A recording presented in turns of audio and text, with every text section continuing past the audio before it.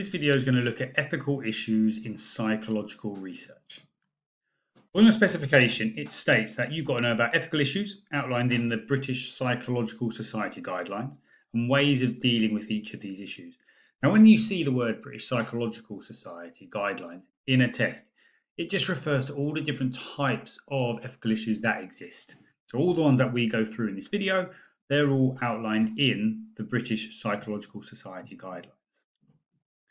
So when we look at ethical issues, an ethical issue is where there's a conflict between the rights of the participant to be safe and the goals of the research to produce valid results. So there's a bit of a conflict between keeping participants safe and producing valid results. Now in this video, we're going to look at informed consent, deception, protection from harm, and confidentiality. So we're going to look at these four and how to deal with them. So informed consent. Before taking part in any study, participants have got to be given information about it and their role in it. So you've got to tell them things like the aims of the study, the procedures. And then the participants can make an informed decision about whether to take part or not.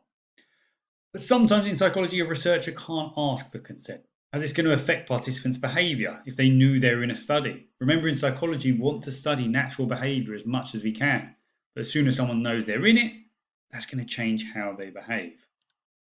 Now, how to deal with informed consent.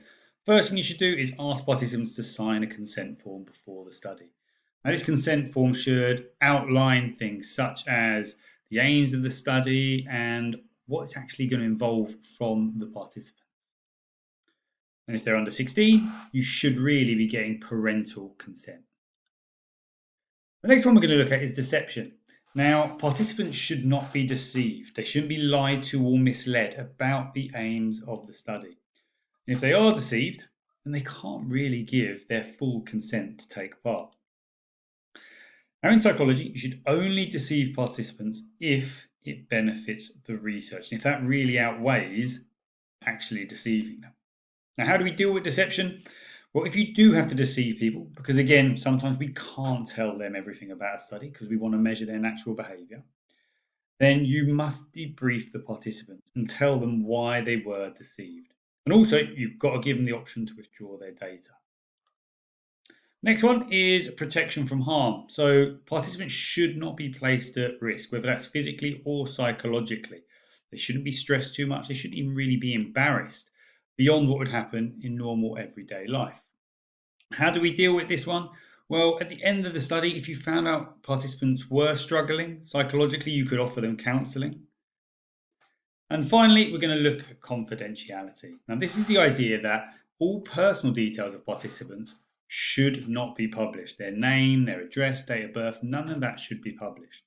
And all their data should be kept anonymous. So how do we make sure we're doing that? Well, we use code names and numbers instead of participants' actual names.